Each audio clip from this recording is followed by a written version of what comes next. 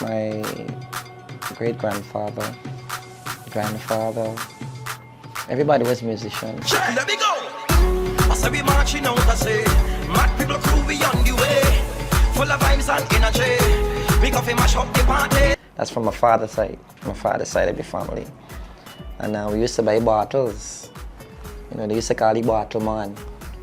So one day, we used to go say buy bottles all the time, all the different type of bottles. So one day he tell me, listen, we never do, here we can do, I can give you a mic, and we're gonna record this thing, and you're gonna say it, and we're gonna just play it. So what I gotta say, he said you gotta say all the bottle, all the types of bottle. So I pick up the mic and I was like, buy no type of empty bottle, rum bottle, vinegar bottle, ketchup bottle, all type of bottle, and go down. So I used to walk minibus with my father. I was a conductor.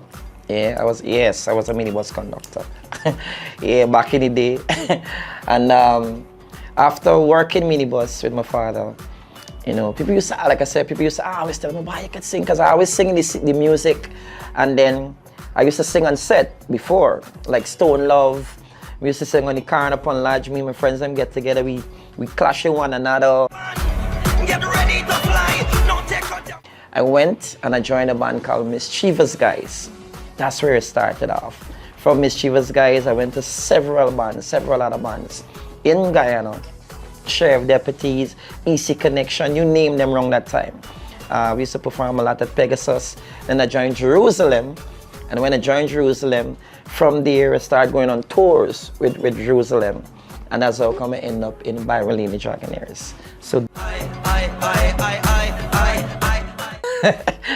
I was performing at this Guy Expo, when they used to have Guy Expo. I was performing with Jerusalem. So we just came from a tour and we had Guy Expos going on and we performed. And I started doing my movements and stuff like that. And next morning I see in the papers, somebody did a write-up and said they was at this Guy Expo and they saw this young man moving his waist like a rubber. And from then, the name just stick. I never call myself it. I don't know, I didn't even know that so much people was watching at that. And it became a staple for me. Even in Jamaica, it became my persona. Trampling on your enemies, trampling on your haters. One year when I did Soca Monarch, they gave me 4th position. And I saw some people celebrating. They're actually celebrating my loss.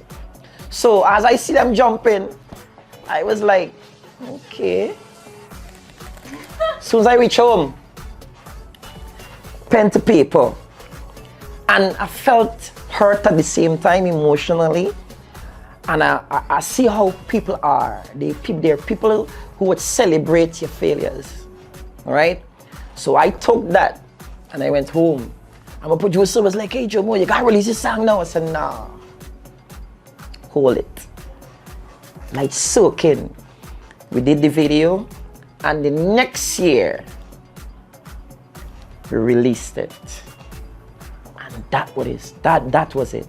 And when I sing that song, I sing it with a lot of feelings. I think this is who I am. I think this is what I came here for. This is what I was put on the earth for.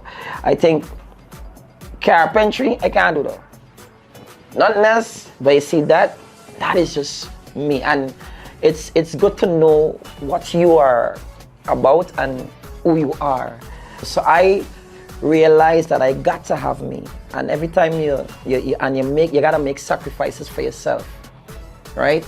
And make sure that if you don't get a leg or a chair to sit on, you gotta make sure you could build your own chairs. Not everybody could do it. It's harder when you gotta build your own chairs.